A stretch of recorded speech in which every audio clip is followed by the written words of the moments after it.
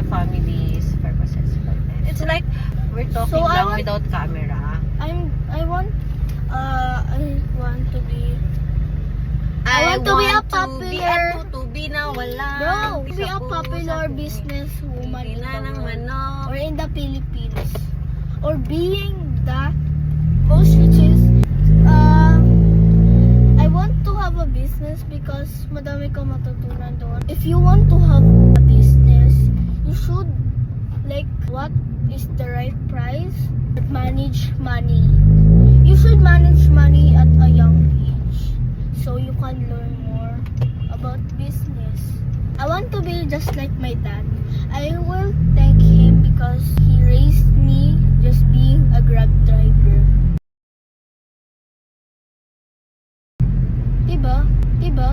I really love him so much even though he's so busy. I appreciate him because he always take care of me and always put food and water in the table.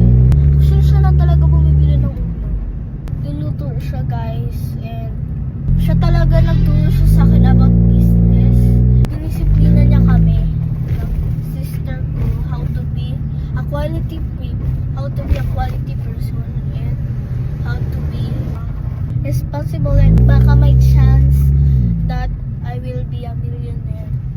No, there's always a chance. You just have to work for it. Work for it. There's no shortcut in life, guys. No. Saan mo natutunan yan, ate? Ha? Saan mo natutunan? Wala. Isip ko lang tabi. Like, parang tutulungan ko lang sila kung ano yung ano nila kailangan, ganun.